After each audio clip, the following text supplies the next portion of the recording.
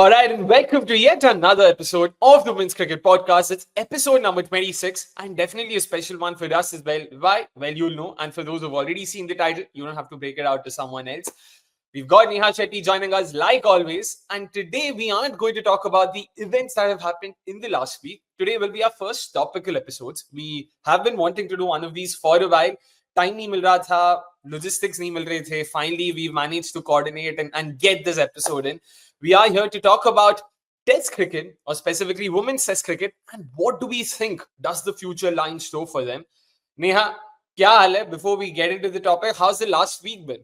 Actually, I think the last week's been quite incredible. A lot happening on the personal front, but at least on the cricket front too, right? Really happy to see India performing really well. I know that's not the focus of our discussion, but just talking about women's Test cricket, a topic that's probably very close to both of us, is something I'm absolutely looking forward to. So let's see how the conversation sort of unfolds, and hopefully we can come up with some solid arguments and have our viewers also chime in with their thoughts. 100%. And like Neha said, folks, please, those of you watching right now, make sure you hit the like button and make sure you're commenting, guys. All of you, please, please, please, let us know what do you make of it. Do you think women's Test cricket, yay or nay, or what else do you have in mind? Any feedback for us on our thoughts, on our opinions? Feel free to spam us in the comments. Now, coming to the topic, of course, like we said, women's Test cricket, we're going to talk about what we think, about the format itself in general, and where do we think our boards, when it comes to organizing these tests, and where are the players themselves when it comes to playing this format. Starting off with the boards, Neha, from an economical standpoint, do you think it is practical for boards to organize tests? We know how expensive it is to organize a test game. In fact, just last month, there was this article that came out. Forget it was from Broken Cricket Dreams blog. I hope I'm getting that right. Shout out to him. We'll have the screenshot as well. There you go. It costs about 4 crores to organize a men's test game. Sure, maybe match fees might be lower and all, but nahi karke bhi you need to spend at least 2 crores to organize a women's test game. There's so many costs involved in it. It's not just about the player match fee. There's the umpires, the support staff, the training facilities, the ground maintenance, the DRs, the technology, the cameras, and all of it. Do you think it's feasible for boards monetarily to organize a test game? Yeah, Akshay, I mean, an interesting point to probably just get this conversation started, right?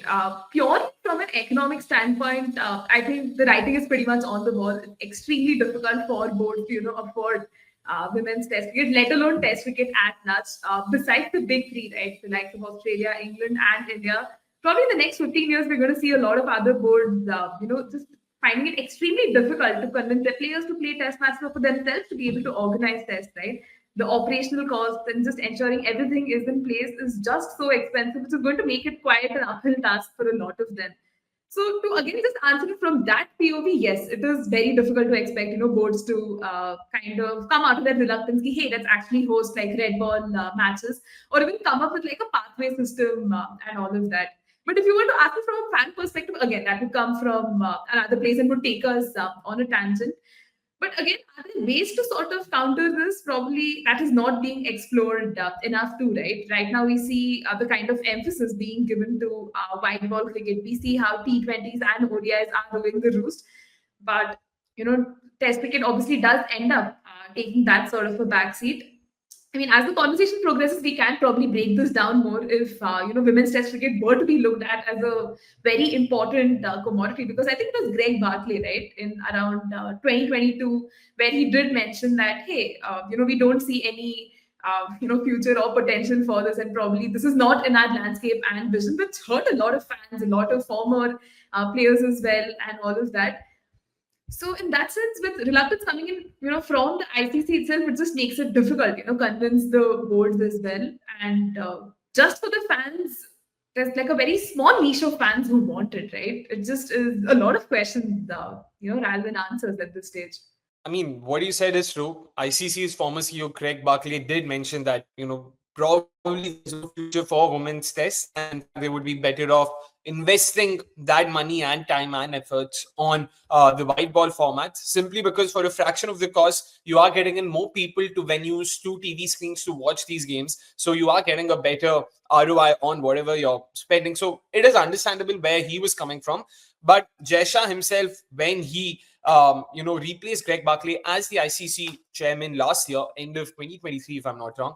He spoke about how he wants to promote women's cricket. We know what he did as BCCI chief as well. WPL started under his purview. So there are good things that we can expect. And you can see the tide slowly changing in the last couple of years. The number of test matches that have been awarded to these women's teams have been a lot more. In 2023, we saw India play 2 test matches in a span of a month against Australia and the England side. Last year, we saw South Africa play 2 test matches versus Australia and England. If you look at the ongoing FTP cycle, there are quite a few test matches scheduled.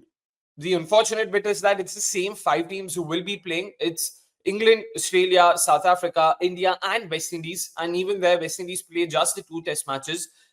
In fact, funnily enough, when we were researching on this, a stat that I came across that was pretty bizarre. What's something that West Indies, New Zealand, and Pakistan haven't done since 2004 and Sri Lanka since 1998? The answer to that is play a women's test. And those numbers were staggering. I'm like, wow, it's been more than 20 years since a side like New Zealand, who were one of the pioneers when it came to women's test cricket. When it started 100 odd years ago, it was Australia, England, and New Zealand. And to see a side like that also step away from it, and you can see where Greg Barclay was coming from, being a former Kiwi chief. You can get it when he's seen his girls hardly play any test cricket. He knows that there's probably no use for it. And coming back to that financial standpoint bit, you're spending so much money. There's so many costs involved in this. Neha, then how do you account for it? Like, what is the solution? Fair to say broadcasters won't necessarily be interested in this because this is a niche. Like you said, there won't be too many people who would be just as actively interested in watching a game, which means ad revenues and all will be down to a minimum. So given that, do you think they can probably cut costs, maybe play test matches without DRS like the South Africa-England test last December? Or do you think they should have the whole shebang and spend that money come what may?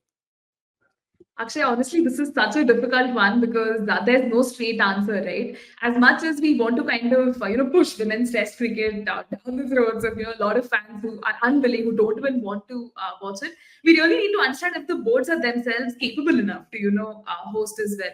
That again brings you back to the question of, are the players ready? We've had a lot of players publicly come and speak about how they wanted to play Test match cricket for the longest time. I think the likes of Sophie Devine and Susie Bates. What a shame that we will never get to possibly see them don the Test whites and have the baggy black in their case and actually end up playing for their country. But again, it just comes back to, do we force this for a audience which has such a reducing and like short attention span? Do you push a format like this? Is it even viable? Maybe that's where a few innovations can be brought in. I mean, one of the points that I'm just thinking out loud definitely has to be the introduction of a red ball system in the domestic level itself, right? I think that's definitely a step in the right direction. You don't even have to keep like a full-fledged 8-month, 9-month sort of a tournament. Just have a few matches here and there.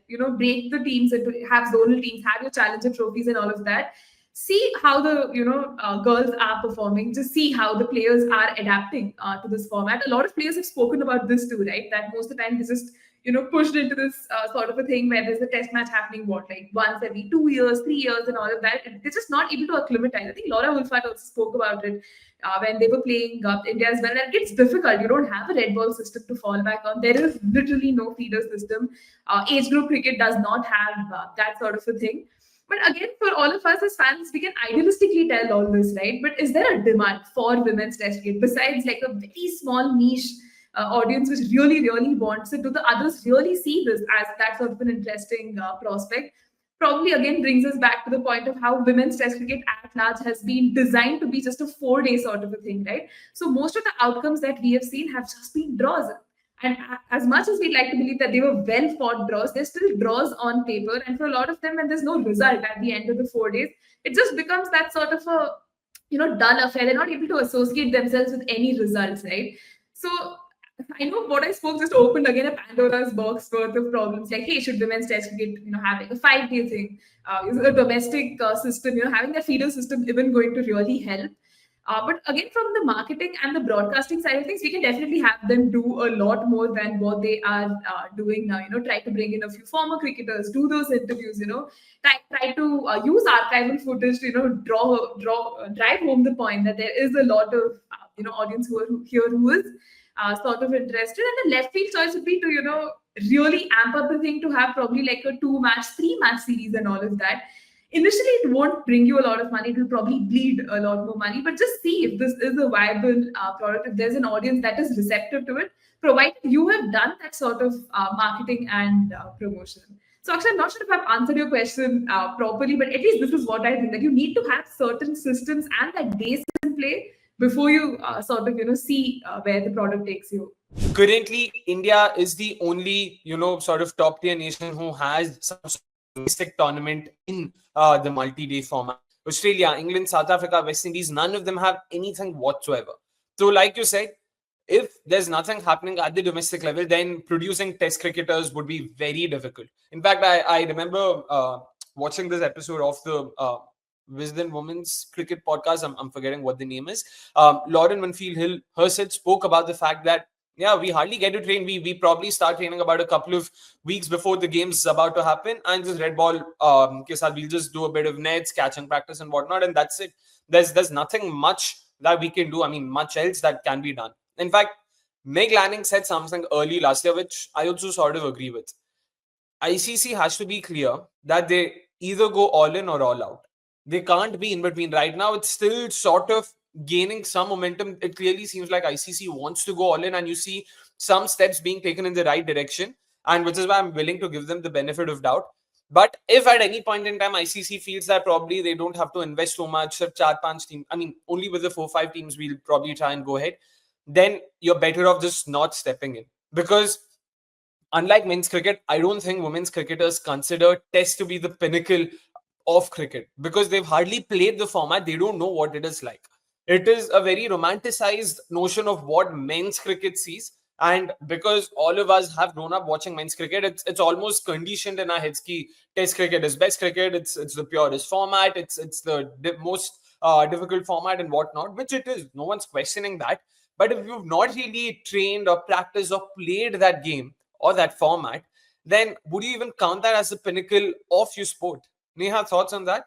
No, actually, I think that's such a valid point. I mean, as much as players, talk about it being the pinnacle of the sport, something they really aspire to play. In fact, a lot of conversations that I've had with women cricketers, and every time the point of women's test cricket comes, they do mention that, this is a format they really want to play. They've grown up, watching a lot of men cricketers eventually end up donning those baggy caps, and the entire sentiment of, playing test cricket for your nation is so massive and something they really aspire to, but you just don't have that sort of a system in play. Then again just becomes that, right, a very romanticized version of, hey, like, test cricket is so and so, and the players, kind of just imagining scenarios.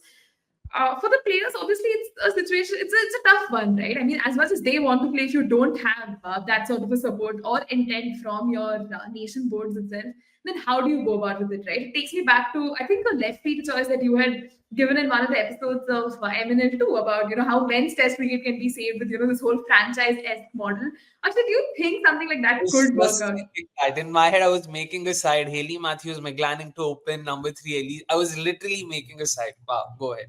I mean, actually, just imagine if a tournament like this were to actually come into play, it would make Test cricket such an interesting sort of a proponent, right? Or even something like this. Like, do you remember the initial editions of the Women's ODI World Cup itself? You had a few teams participating. There's like an international 11 side. There was a young England side. So imagine if some teams could, come up like that as well. So you have your big three playing. You have your South Africa, West Indies, Pakistan, and other teams. If they are willing to participate, and see like an international 11 too, right? Wouldn't that just be a very interesting league if you market it really well?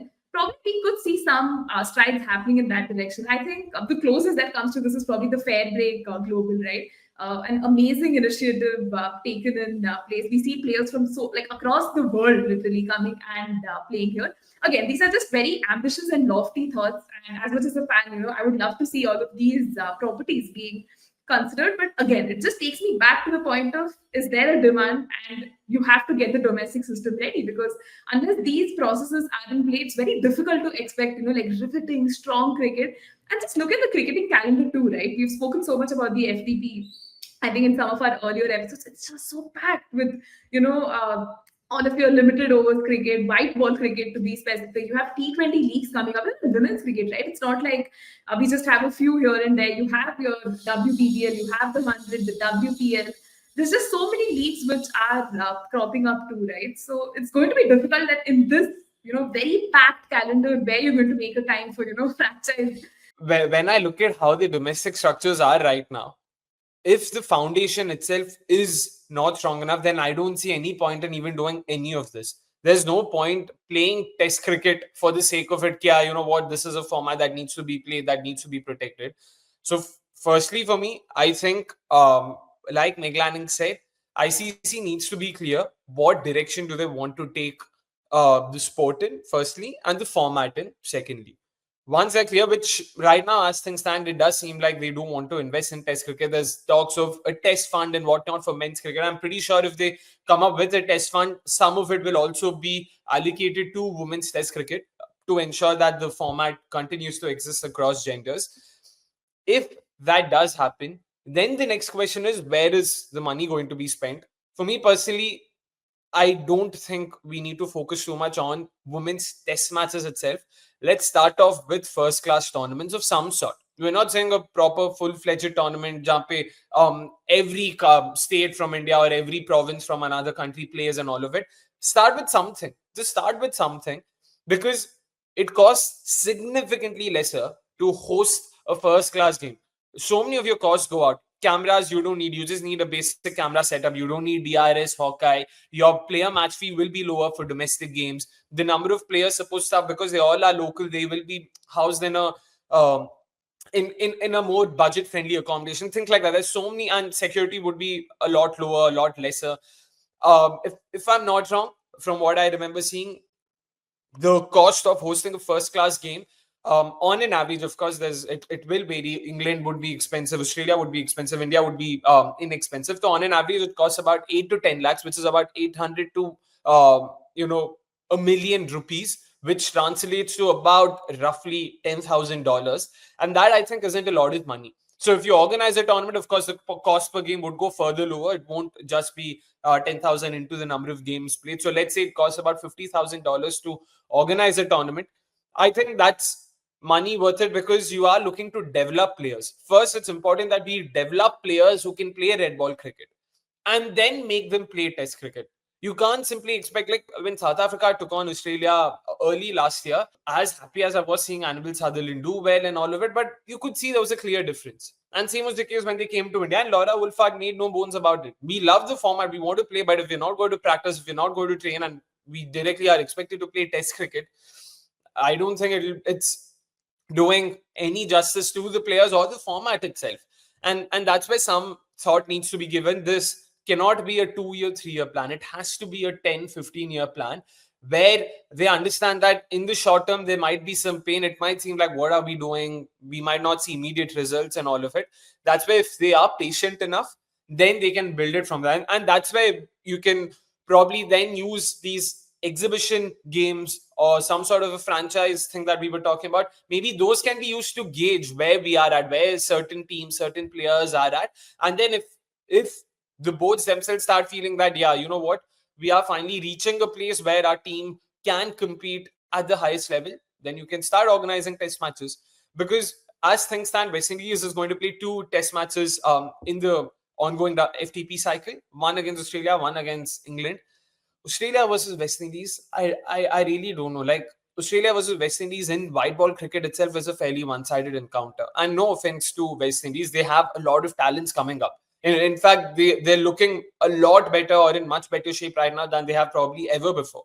But even then, red ball cricket is a different beast altogether. Now, I can already imagine a fairly one-sided contest happening there. I hope I'm proven wrong. We saw what happened in Gaba last year, so I hope something like that happens yet again. But the odds of that seem to be stacked heavily in Australia's favor. And that's where the same question arises. Why play that test match for the sake of it? Like, if anything, for the same amount of money, probably they could have done a West Indies A versus Australia A tour, like India A is doing, something we'll talk about as well. So with domestic games, you can do a lot more of these India A tours. Again, once again, the cost of all of these would be a lot low, because these aren't being televised just as extensively. DRS isn't used, so the costs go down.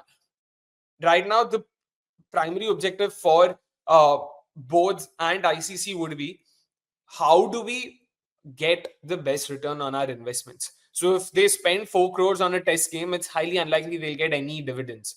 On the other hand, if you're spending 10 lakhs, apologies for using the Indian denominations, 4 crores would roughly translate to about 400 to $500,000.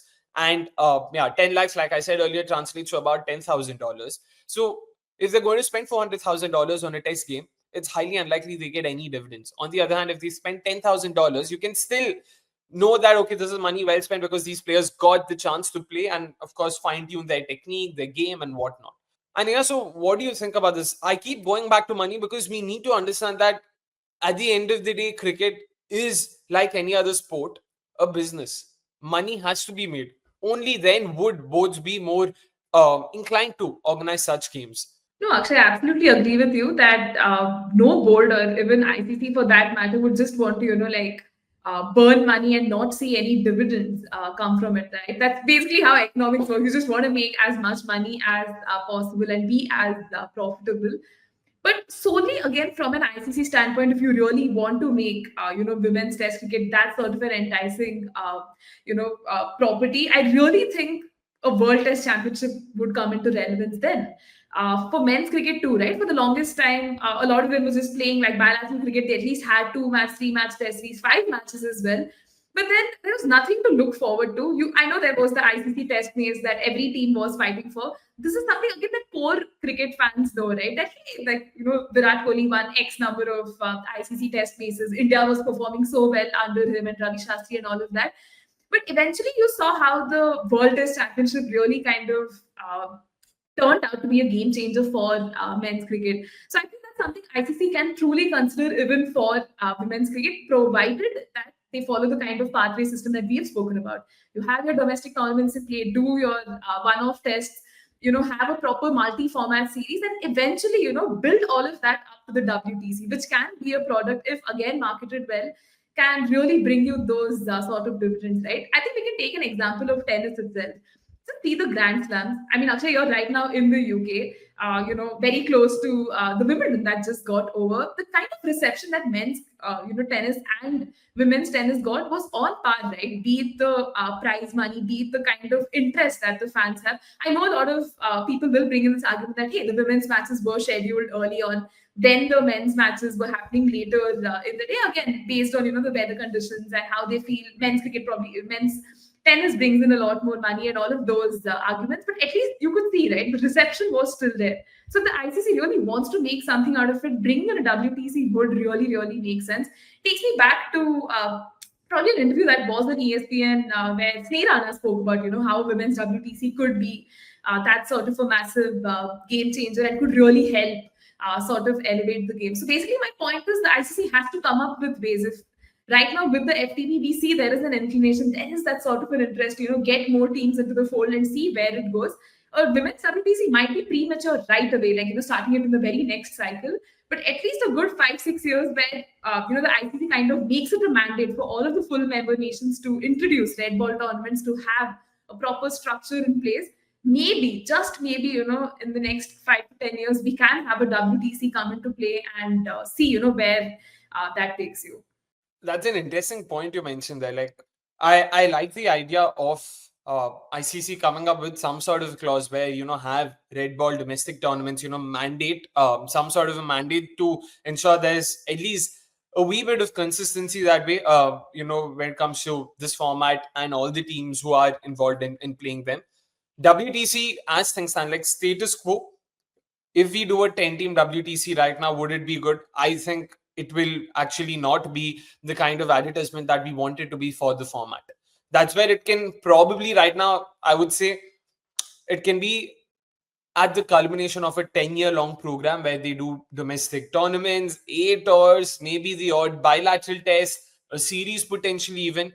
Do it for a good, I think 5 years is also too short. You need to give it 10 years. You need to blood cricketers and you need to make them get used to the idea of playing red ball cricket. It's not the same. It's very different. And they need to understand that. So just for players right now, they're used to playing 20 overs, 50 overs a day, and that's it. Now, all of a sudden, you're expecting them to stand 100 overs a day for 4 days straight. So it's I mean, once again, it's not going to be that straightforward. So that's where WTC for me, as much as I want to see something like this to increase the relevance of bilateral tests, I personally don't think it can be done right now. What is the viewer experience like? And let us come to that, Nia, because fans are arguably the biggest stakeholder in the sport. So if they look at it from a fan perspective, it is important that, to get those bums on seats, they play a certain brand of cricket, something England has spoken about time and time again, Australia has spoken about time and time again.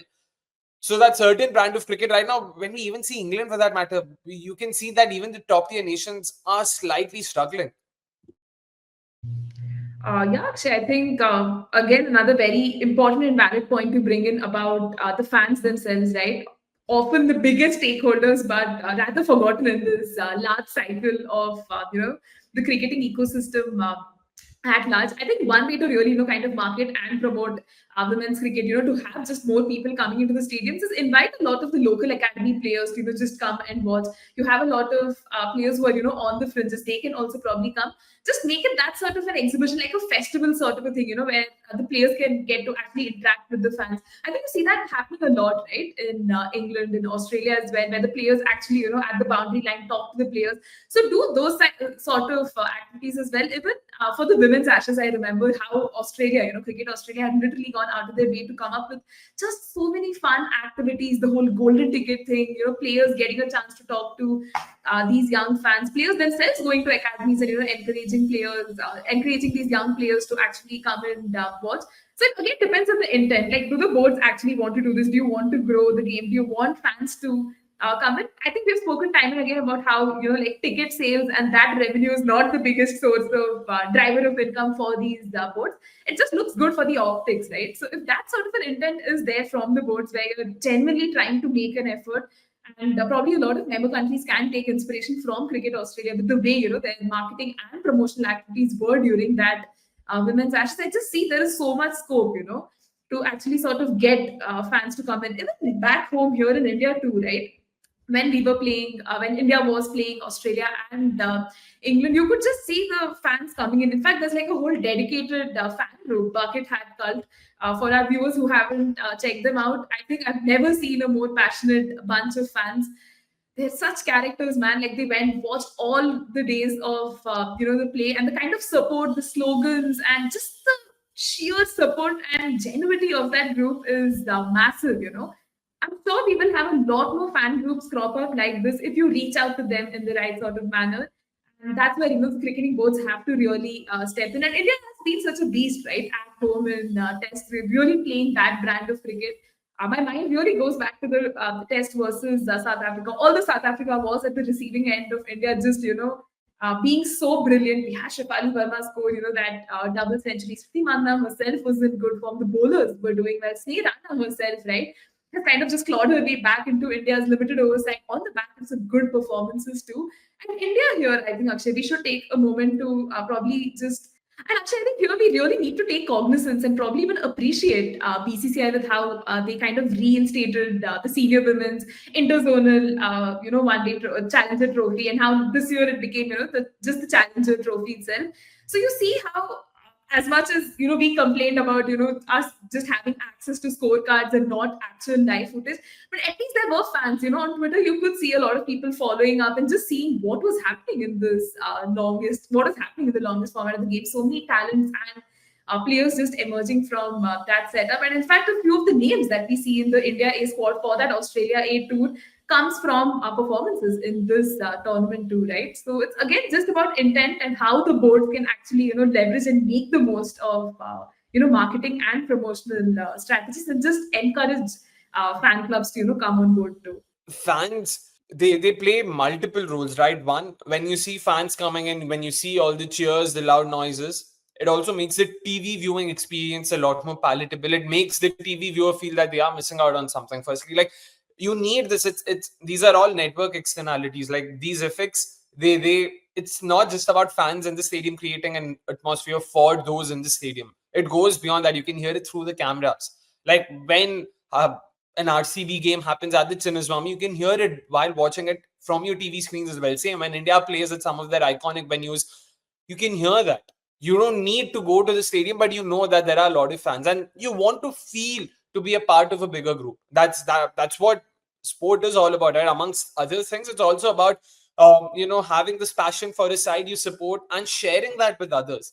And that is also important. It's not just about you being the only fan of the side. You want to be able to share that sentiment, and that's the beauty of it. Now, of course, we can go on and on about the fact, yeah, what are the boards doing to, cater to the fans to improve their experience? Like having had the opportunity and the privilege to go to these five T20s that happened in England. Oh my word, have they done a good job of taking care of their fans? Like it's crazy. It's almost crazy how much Indian fans are taken for granted, and that's the one pet peeve I have. The BCCI has done a million good things, no two questions about it, but taking care of the fans is not one of them. They've taken care of their players, their broadcasters, their support staff, the stadiums, whatnot, but not the facilities to fans. And that is something that you cannot not talk about. Like we are talking about fans and all of it, it is just as important. So that is something I hope changes. But now coming back, unfortunately, this isn't about why Indian venues aren't the way they should be. This is about the future of women's test cricket. We were talking about fans coming in. How do we develop these fans? The more they see their teams, their players play this format, the more the fans get interested in it. We've seen the WPL play such a big role in so many new viewers coming in, so many new fans of women's cricket coming in, watching the game now. And we want more of these armchair critics, ourselves included.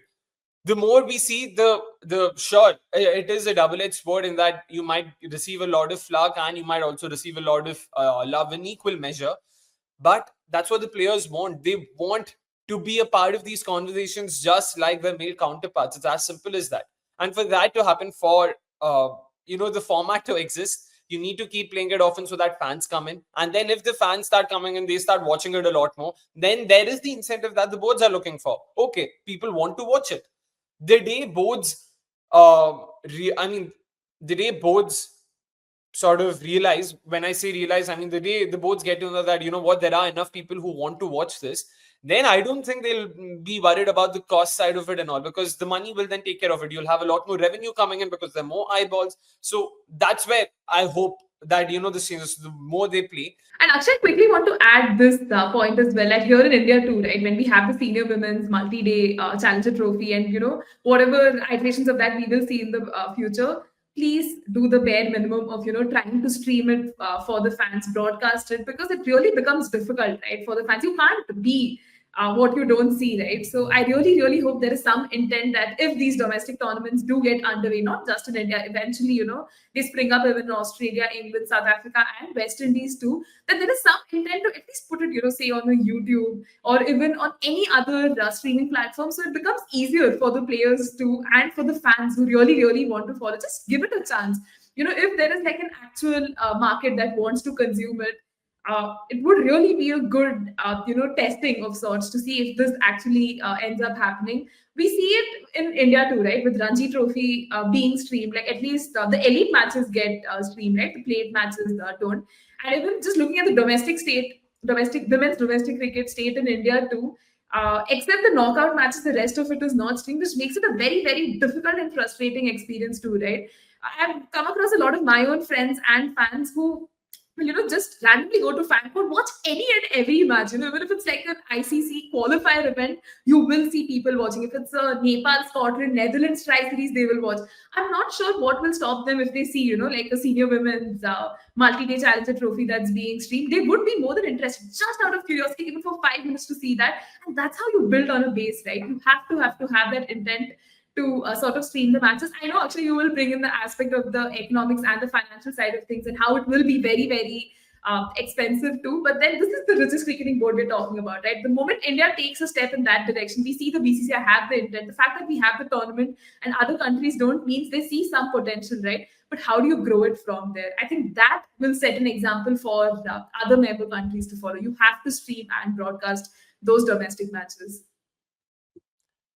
I actually did want to talk about the economic side of things, but not for BCCI for sure. I agree with you. Like, irrespective of how much it costs, of all boards, BCCI should be the last one talking about that isme kharcha bahut hai. Like, yeah, they cannot be doing that. They cannot be penny wise, pound foolish. New Zealand to do it, or even South Africa to do it. So that's why they need to be a bit more cognizant, firstly. But I do agree with you, streaming games go a long way in um, helping fans like us get to know of players and helping scouts potentially to groom more players, to see more players and get them into the system if there are any such.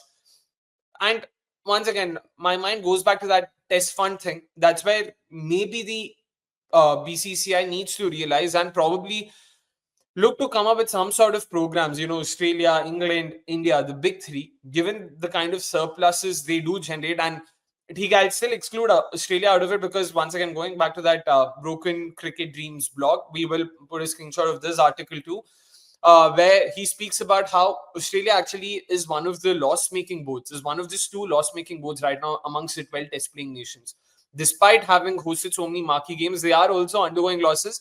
But that's the cost they're willing to pay because the kind of things they've gone ahead with, be it pay parity between the male and women cricketers, female cricketers, sorry, or the kind of programs they've come up with that take care of both genders. It's never been looked at one gender as the primary and the second as tertiary. And sure, they are happy to pay the cost for it. And it takes a lot of commitment because it's one thing to pay lip service and say, yeah, we think everyone's equal. It's a completely different thing to put your money where your mouth is. And yeah, good on them for being able to do that in whatever shape or form possible. But that's where I'm hoping at least India and England, for instance, two of the richest boards, be it in terms of revenue or profits, try and come up with some sort of programs or some sort of, agreement with the other boards where you have tours, you have A tours, you have some sort of an invitational tournament. वो तो कर ही सकते हो ना आप. जैसे right now Australia is hosting India A.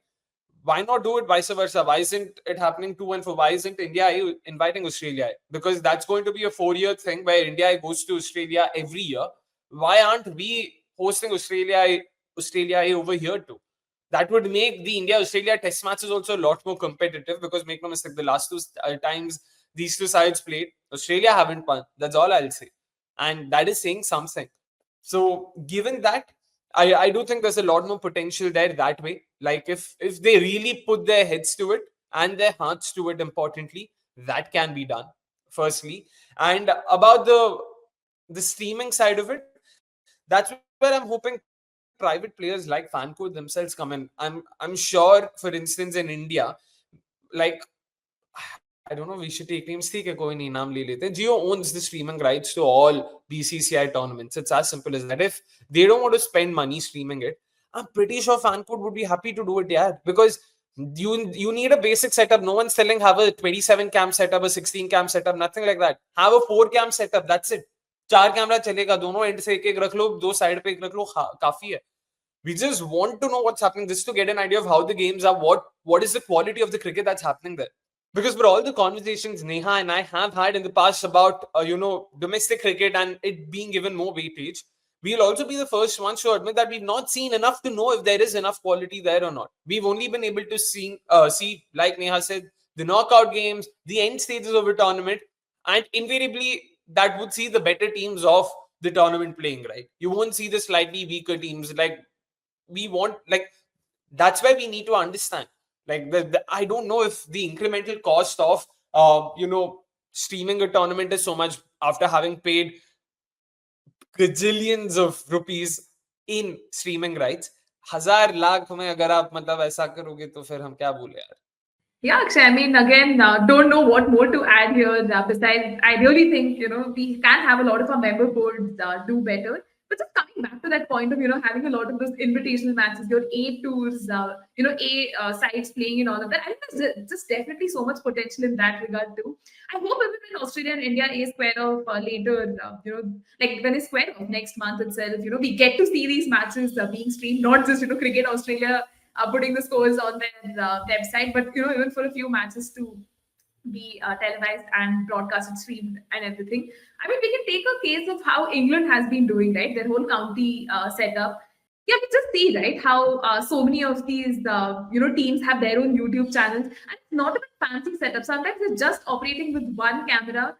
You just get one view, and I will still live with that. I'm sure you would also agree with me that we do not need fancy camera setups, just that would also be more than enough. So I think the BCCI can incentivize, all of their state boards to come to their own YouTube channels, try to stream the matches, just see what the reception is like. If you feel the live chat is getting too wild, it's getting too whatever is happening, just turn it off. Just get all those features in play.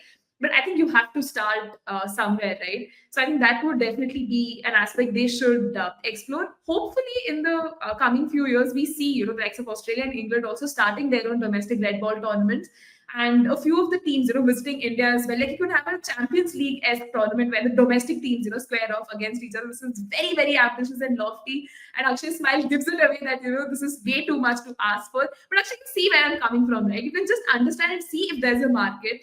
And if you actually do your bit in promoting and streaming the games, trust me, we will be having a very different conversation. I just hope the stakeholders, have a chance to listen to our conversation. Very narcissistic of me to say that, but I really hope some intent is there. Apologies, was on mute. I was just trying to think of an app meme. That meme was coming to my head. I was just making sure if I had the dialogue in mind. Jimmy Shergill Tanuaj Manu says something on the lines of यहाँ पे हमें एक बार घोड़ी चढ़ना नसीब नहीं हुआ और ये भाई साहब घोड़े पे ही चढ़ रहे.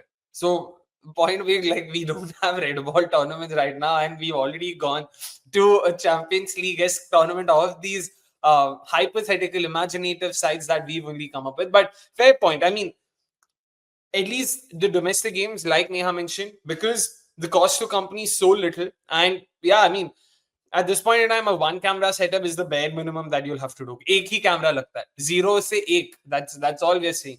If they at least start over there, to begin with, sure, I hope that does not mean that they set their standards like कि हाँ हमेशा एक ही camera रहेगा, which is why I don't want to put it out there that way. Then they'll be like, okay, you wanted a one camera setup, we've given you one camera setup and no more. So whatever it is, to begin with, come up with some basic setup, and then from there you can take it forward. I'm pretty sure there are enough private entities, the likes of FanCode, who would be more than happy to stream it if given the chance. So that's what BCCI needs to understand this, and hopefully better sense prevails on that front. Last couple of questions before we wrap the episode up. Neha, we've spoken so much about the format, from WTC to domestic structures to the way it needs to be promoted to players themselves. Are they there? Are they not there? And all of it. Bottom line, is there a need for Test cricket? Do you think that this needs to be something that ICC goes all in, or do you think all out is probably the way to go? Akshay, I mean, you're asking this to someone who literally, in their master's worked on an entire project on why there should be more test matches in women's cricket. So you're going to get a very heavily biased answer from my side that says yes. ICC should absolutely, definitely invest in women's test cricket. I absolutely see no reason why. A lot of people will bring in the argument that men's test cricket itself going through its own trials and tribulations. There is a lot of struggle happening in that direction. I just feel that there is so much potential that can be explored in women's rescue, the kind of narratives. Women's Ashes is something, even though I'm not an Aussie, not an English person, I look forward to because of the kind of matches, the quality of matches that you get to see. I don't see any reason why even in India, England, India, Australia would, not bring in that sort of an interest from the fans. We see how the BGTs look forward to so much by the fans. Right now, we have the Tendulkar Anderson Trophy as well happening. So many people are excited and watching it. Why can't it be the same for women's cricket as well, right? If you market it really well, you can absolutely, definitely do that. I will still push for a point I brought in earlier of having multi-format series. Probably just to add on this point too, Akshay, right now we live in an era where, there's just so much limited overs cricket happening, your T20s and ODIs and all of that. Cricket 2 is just a format that's so special, right? Again, I'm romanticizing it at the risk of sounding very cringe. It's beyond that entertainment. You want to see something like Test cricket. We've seen enough samples, at least. My mind again goes back to that 2014 India versus South Africa Test. Again, South Africa was at the receiving end of things. But I don't think, enough is being spoken about that test. Harmanpreet Kaur, and taking that 10 for you had Tirush Kamini also playing back then. Just so many players and stories, right, coming from that sort of a test. This is just one test. So imagine how many more can happen. And for the players too, right, who have grown up watching their male counterparts, aspire to play test cricket because they think it's the biggest thing. Why can't the women cricketers have it themselves, right? for your cricketing identity to not to just be pigeonholed into say white ball player. Having that respect as a red ball cricketer is something a lot of them aspire to, and they absolutely deserve to have it. This is again, we're not talking about boards which are poor and can't afford it.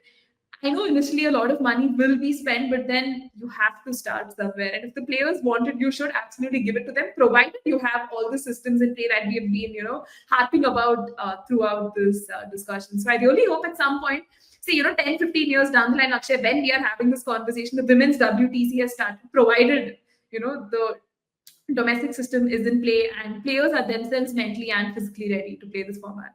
We already see the tide changing, that's for sure. And we hope that the change continues to happen and this is not just a temporary blip in the radar. Because if we look at this millennium and the way women's tests have progressed, in the first decade between 2000 and 2009, we saw 23 tests being played. The second decade saw just the 8 tests being played. In fact, in the 6 calendar years between 2015 and 2021, England and Australia were the only two sides who played Test cricket.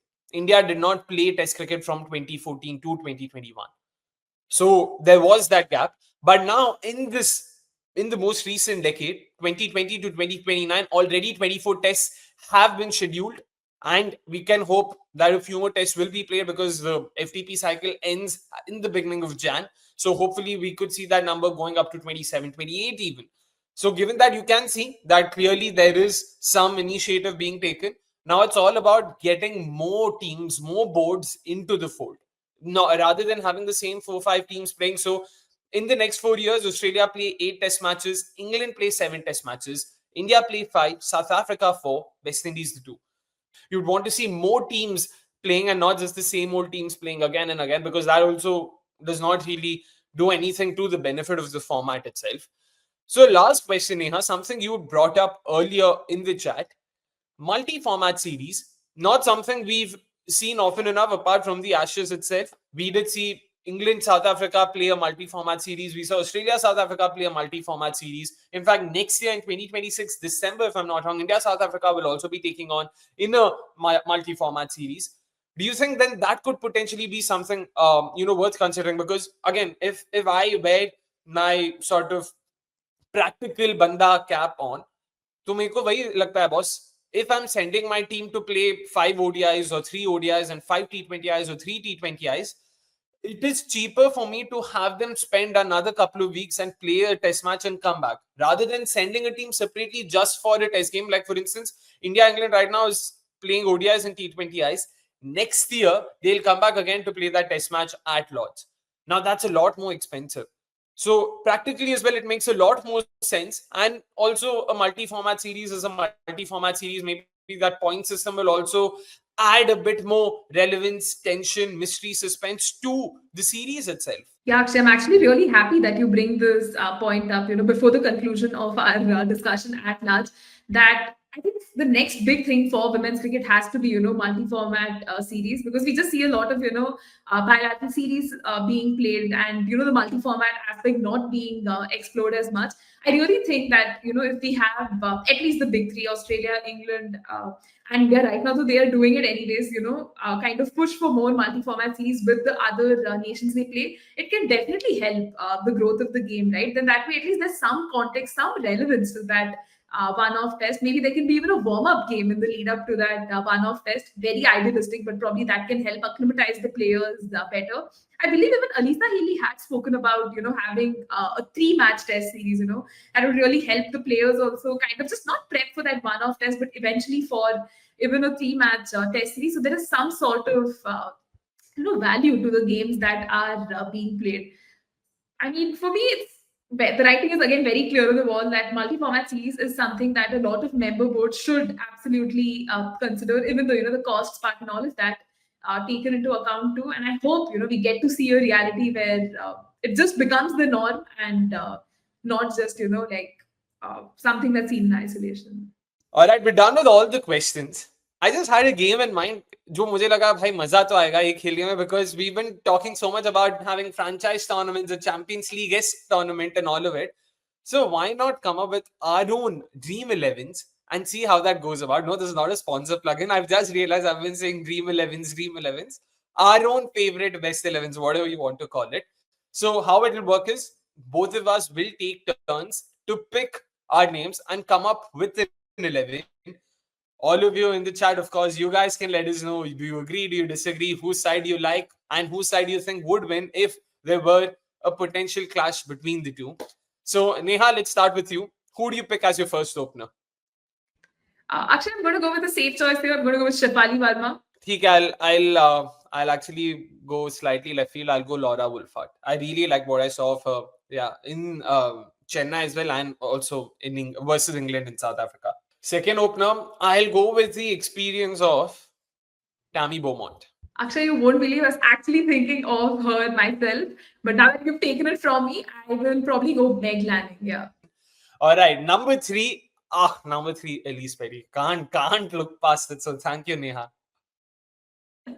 Yeah. Oh wait, Probably go sorry. with, You go first. No. Neha, you go first. Wow, I've handed it to you there.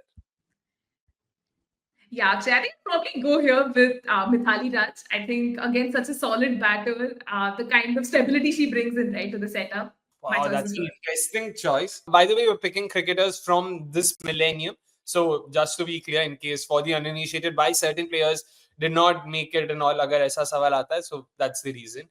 All right, number three. Number three, Elise Perry. Can't look past it. So thank you, Neha. Bowling, batting, fielding, just a phenom. To call her a legend of the game would be an understatement. And yeah, I don't know why am I even talking about her. Elise Perry. That's it. The name's good enough. Now number four.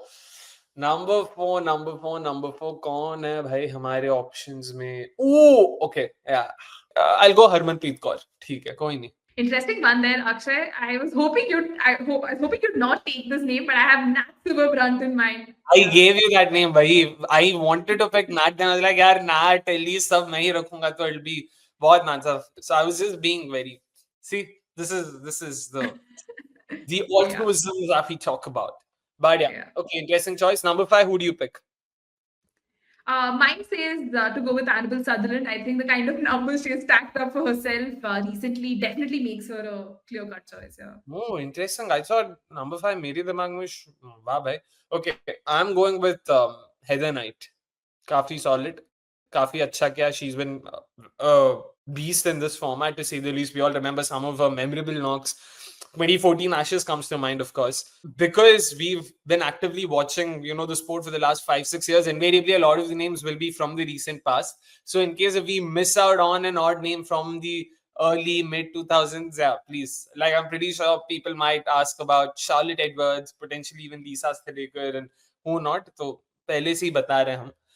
Number six, I'll go for yet another skipper. So I have each of the big three skippers with this edition. I'll go with Elisa Healy, keeper, aggressive batter at number six, can take the game away from the opposition in an instant on her day. So yeah, that's who I pick. Neha, who's your number six? Yeah, I mean, I had a couple of candidates for this name, but I really want to go Sarah Taylor because one of the more technically proficient keepers, right? And I know the numbers don't really stack up that well, but at least whatever memories I have from that 2013 Ashes, 2013, 2014 Ashes, really still rings the bell. So I definitely want to go her.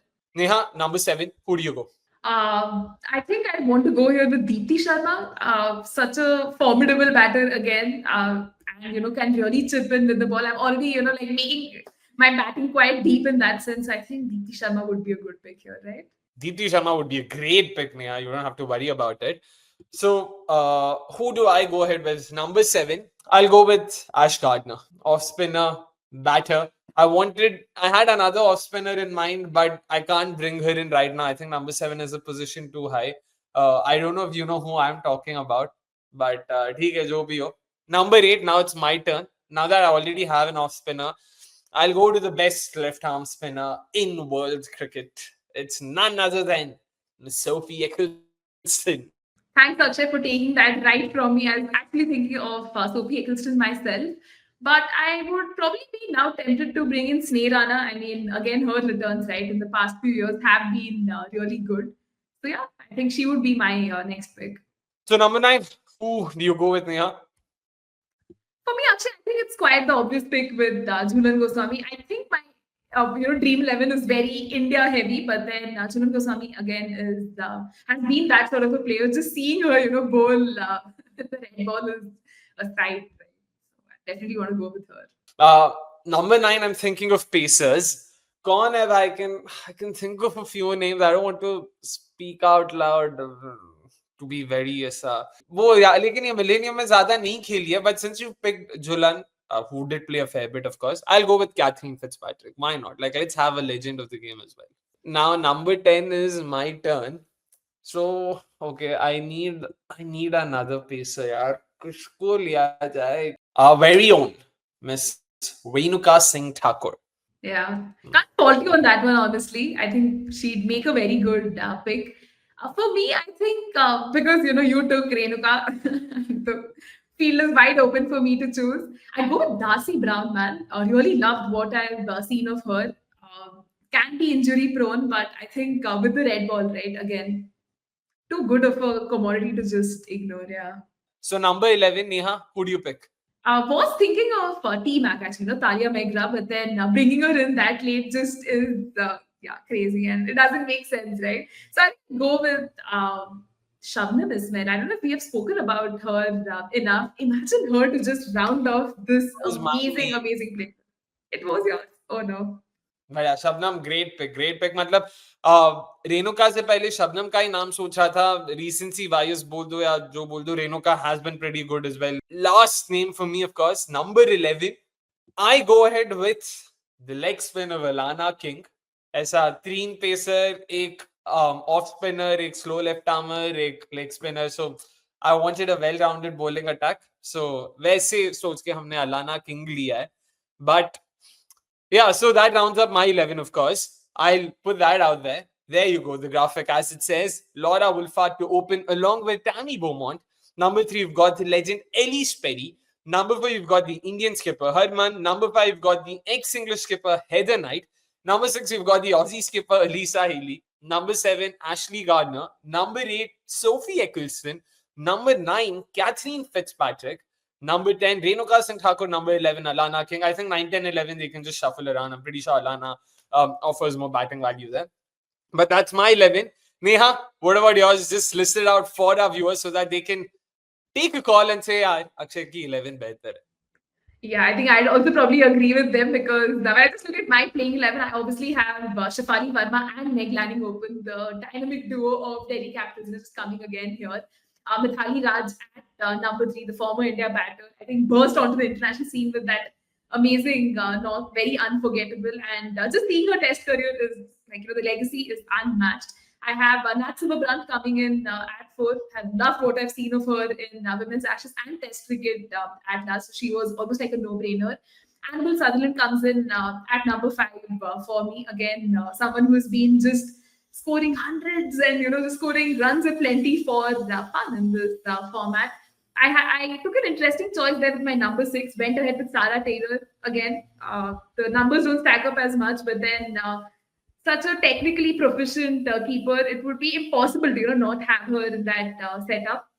And then I have the spin duo of Deepti Sharma and Sneh Rana. Both of them can they've kind of shown their might even with the bat. They just don't offer bowling options, but that cushion with the bat is there.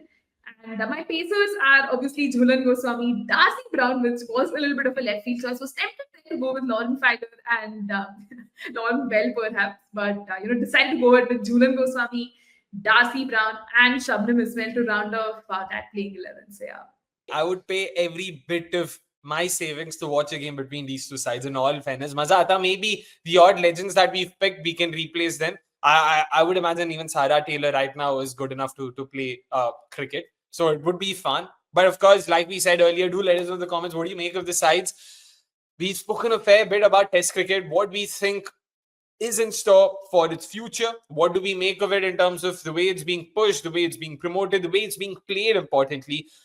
We've tried our best to, do our bit of research and talk as much about it and as extensively as possible. Do let us know kahin se humse kuch galti hui hai, we've missed out on something. Until then, it's a goodbye from all of us. Thank you so much for tuning in. We genuinely had a blast researching, prepping, and talking about this. Do let us know if you want to see more such episodes on specific topics. We've, of course, got weekly wraps coming up as and when possible. Next week, I'm pretty sure the India series would be done. We'll have loads to talk about there as well. Until then, it's a goodbye from both of us. Take care. Bye bye.